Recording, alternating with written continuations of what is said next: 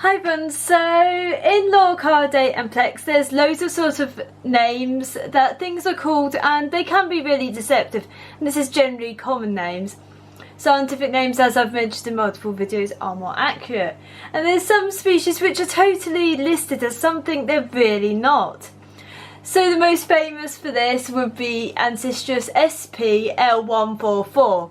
And this actually describes a one-off import from Paraguay into Germany, and it is an unknown species. It was a male individual that was bred with females from the same import and then bred back to fix the genetic colour within the population. The genetic defect actually matches xanthism, which is a kind of, it's more of a gold tinge than the leucism that we see the fish, mislabeled fish being. And the population died off in the 1990s. Xanthism is more gold and it's a more of a dirty looking fish rather than the sort of very crisp, lighter colours, almost the snow colours in the Ancistrus species we see sold under that L number. The current fish actually sold under it, actually variant of the common bristlenose, Ancistrus AF cirrhosus, or you might say as Ancistrus CF cirrhosus or Ancistrus SP, and this is proven with genetic analysis. The variant displays leucism. Leucism is a lack of pigmentation, but not to the degree of albinism.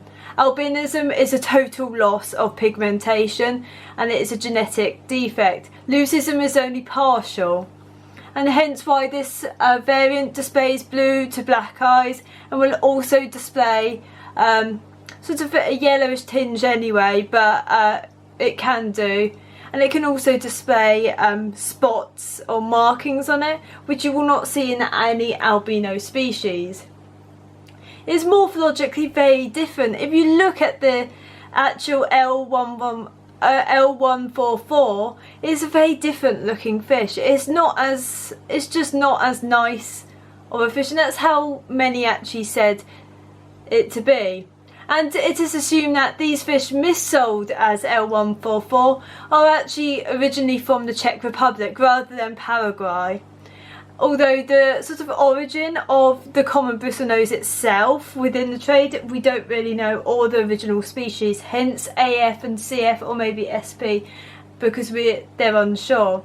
And it is kind of this, the variance, the massive amount of variance through in the common bristlenose is just generally produced by selective breeding, and hence why you get quite a lot of variants. You get green dragons, long fins, short fins, larger tentacles, all these different colours, and this is just through selective breeding like with dogs. They are not likely hybridised, well they could be, and they're not going to be different species. So the L144 label is being used totally incorrectly for the wrong fish.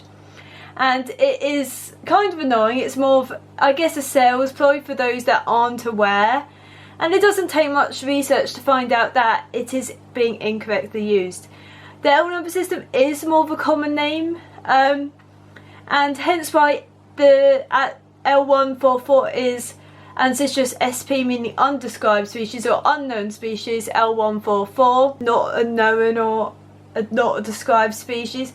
So the use of the L number is a bit, I guess, difficult to, but it's not being used for the species that it was actually labelled under, which would be in the DATS magazine. You can also see photos on Planet Catfish, obviously. So another case where L numbers are being used totally incorrectly is for Parancistrus auranticus xanto. The xanto is the type specimen for Parancistrus auranticus, so the type is kind of what has that gold coloration that can flex between the sort of the grey and sort of go between the two. No one really knows why particularly. So this one's the more expensive variant. More expensive species. Parancistrus AF auranticus is the more common one that you'll see, about £20. Parancistrus auranticus xanto will cost about sort of anywhere between £200 to £300. It's just they're found in a different population, but they are often given this L number L056Y.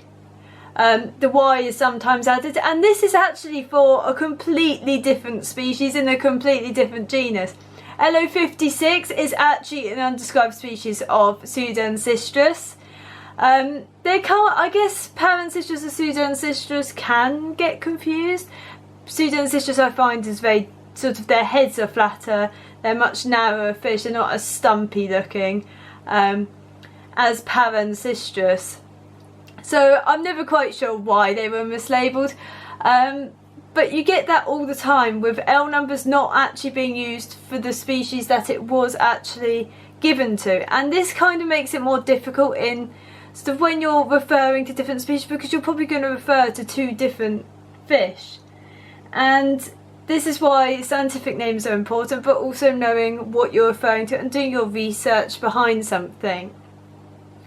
So anyway, thank you for watching the videos. It's a bit short, I guess, and probably not as interesting to many people, I don't know. Anyway, thank you.